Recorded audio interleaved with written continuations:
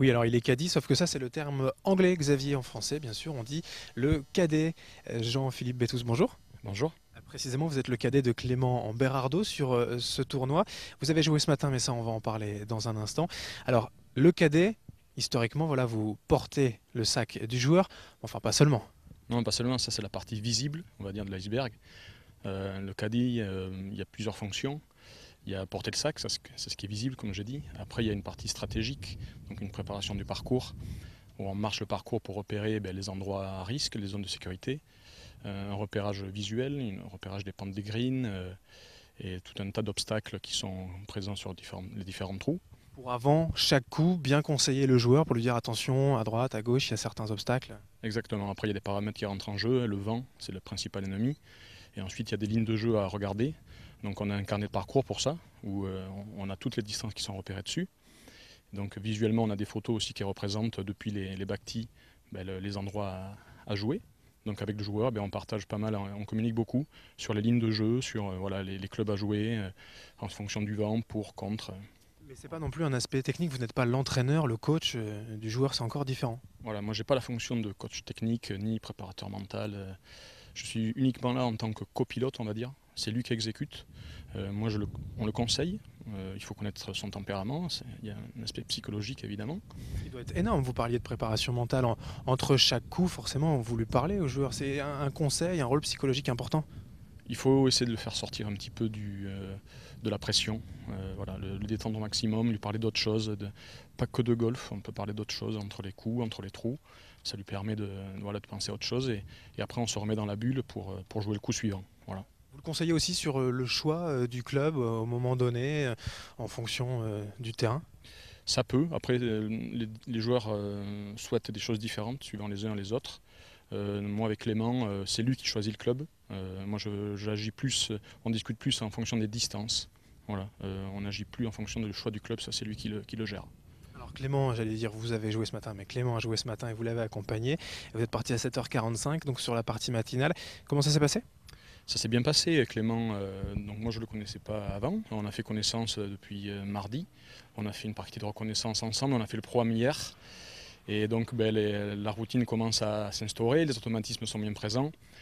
La partie s'est plutôt bien passée. Il manque un peu de jeu puisqu'il a été blessé et qu'il a eu une petite fracture à la main. Donc, il n'a pas joué de tournoi depuis plus d'un mois. On a joué plus un aujourd'hui, ce qui est une bonne partie vu les conditions météo du matin. Il y a des petites choses à améliorer, mais dans l'ensemble, c'est une bonne partie. Voilà, pour se connaître et pour se mettre en jambe, on verra demain, il reste un tour pour passer le cut. Et voilà. Il faudra confirmer demain forcément pour la deuxième journée. Alors on va parler de vous aussi quand même un petit peu, c'est aussi important puisque c'est une reconversion vous concernant, un parcours assez étonnant. Vous n'étiez pas du tout dans le golf, enfin, en tout cas golfeur amateur, mais pas du tout professionnel ni cadet. Vous faisiez tout autre chose. Ouais, complètement. Moi, je suis ingénieur en bâtiment, hein. Je suis économiste de la construction, donc ça fait plus de 10 ans que je fais ça. Et je suis venu au métier de cadet par hasard, on va dire. J'ai fait le programme de l'Open de France l'année dernière en tant que cadet d'un joueur amateur. Pro-am, c'est tout simplement un pro qui joue avec un amateur. Pro-am. Ouais, là, c'était un pro avec 3 amateurs. Donc moi j'étais cadet d'un amateur, en l'occurrence le mari de Laura Flessel, l'escrimeuse. Donc ça s'est bien passé, mais ça reste du cadayage, on va dire porteur de sac, où voilà, on tire le chariot uniquement, mais ça reste très amical. Par contre, on était dans la partie de Bernd Wiesberger, l'Autrichien, qui joue sur le Tour européen et qui est parmi les 50 meilleurs joueurs du monde aujourd'hui. Et j'ai bien sympathisé avec son cadet, un Sud-Africain, et j'ai découvert ce métier un peu grâce à lui, on va dire. Il m'a montré certains détails. Et le lendemain, j'ai assisté à l'Open en tant que spectateur, donc j'étais derrière les barrières. Et je me suis dit, avec mon tempérament, on va dire, de gamin, on va dire, je me suis dit, un jour, je veux être à sa place, quoi. En voyant tous ces cadets avec tous ces joueurs professionnels. C'était la seule façon pour moi d'approcher ce monde professionnel, quoi. Voilà.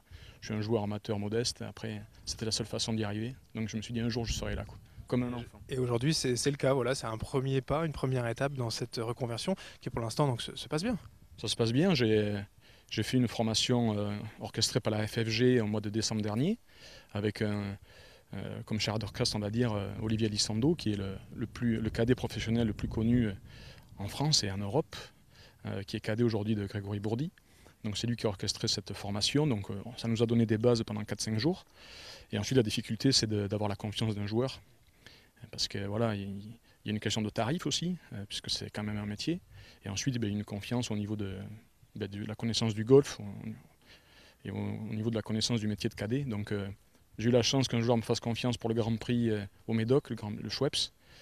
Et à partir de là, j'ai fait 3 autres tournois sur l'Alps Tour. Par malchance, il a eu une blessure, donc on est obligé d'arrêter. Et après, la difficulté, c'est de retrouver, on va dire, un joueur sur du long terme, parce que le but, c'est quand même celui-là, quoi. C'est pas de faire du coup par coup. En tout cas, c'est ce qu'on vous souhaite déjà pour le long terme et puis pour le court terme, pour ce week-end, bien sûr, pour ce tournoi avec Clément Berardo. Merci d'avoir répondu à notre... Merci beaucoup. Et merci à vous donc de nous avoir suivis. On continue, vous voyez, de vous faire vivre l'intérieur, les coulisses du golf et de ce tournoi. On se retrouve tout à l'heure, bien sûr, pour d'autres images ici à Saint-Omer.